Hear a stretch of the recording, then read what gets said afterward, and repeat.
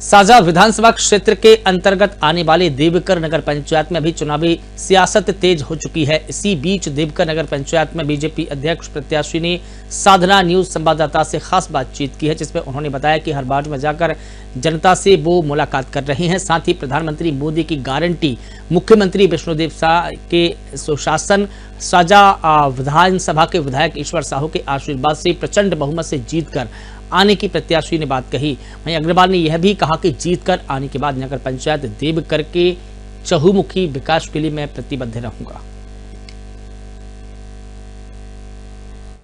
लगातार चुनावी संग्राम तेज होने लगा है। निकाय चुनाव में सियासत तेज होने लगी है और प्रत्याशी जो है अपना दमखम लगाते दिखाई दे रहे हैं। इसी बीच में हम नगर पंचायत देवकर पहुंचे हुए हैं और यहाँ भाजपा के जो प्रत्याशी है अजय उर्फ अज्जू अग्रवाल जी, उनको भाजपा ने अपना प्रत्याशी बनाया है, अधिकृत प्रत्याशी, और वो लगातार जनता के बीच में जाकर अपने पक्ष में मतदाता को रिझाने का प्रयास कर रहे हैं।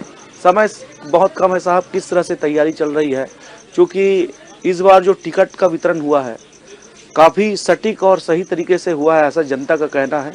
विधायक ईश्वर साहू जी ने टिकट का वितरण करवाया है और इस बार आपको मौका मिला है, जनता के बीच में आपको अध्यक्ष बनने का मौका मिला है। किस तरह से तैयारी?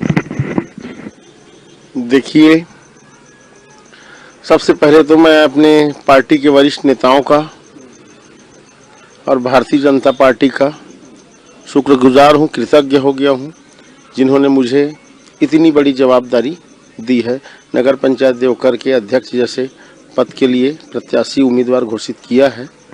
मुझे ये लगता है कि ये मेरे निष्ठा, ईमानदारी और समर्पण का ही नतीजा है, जो हम पिछले 5 साल बहुत अडिग रहे।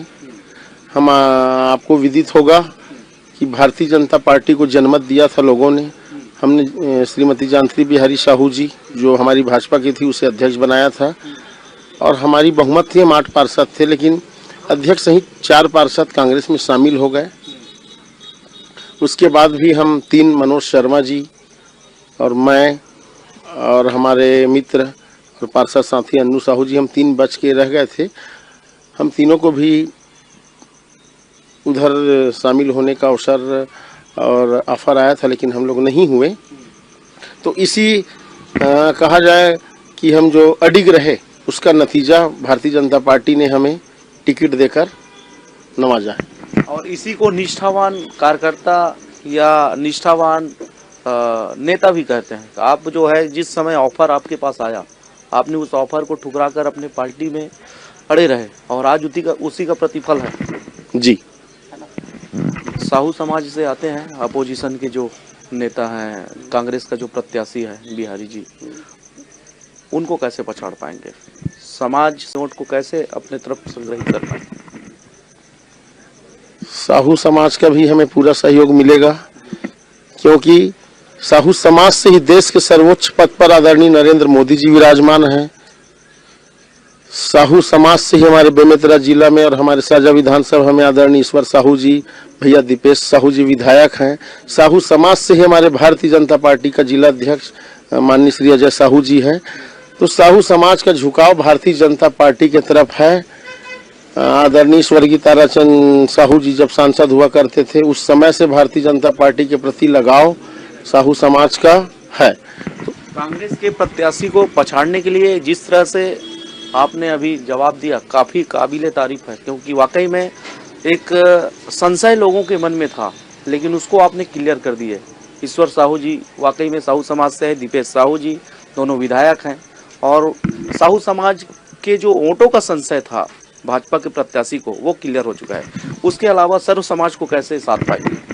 सर्व समाज हमारे साथ में है, क्योंकि मेरी उम्र 40 साल हो गई है और मैं देवकर का ही निवासी हूँ, देवकर में ही पला बढ़ा हूँ।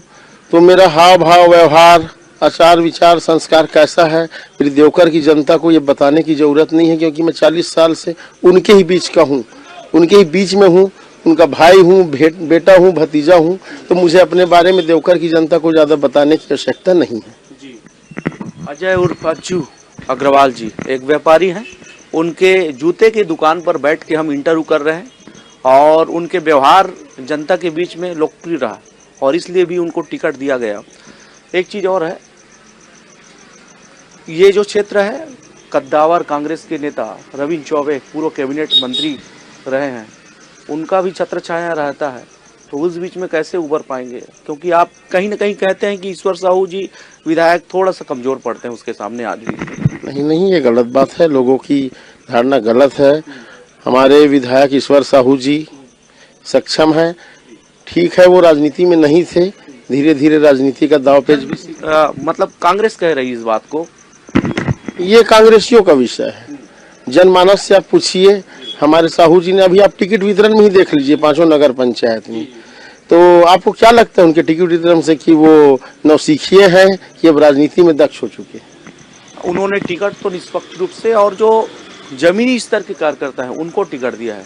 जैसे पार्टी ने उसको चुना था विधायक प्रत्याशी के रूप में, वैसे ही उन्होंने आप सबको चुना है, ऐसा हमें लग रहा है। जी बिल्कुल, उन्होंने बहुत छांट के, और हमारी भारतीय जनता पार्टी की कोर कमेटी थी, है ना, मंडल में, जिले में, फिर संभाग में, फिर राज्य स्तरीय 3-4 चरणों से गुजर के प्रत्याशियों का चयन हुआ है।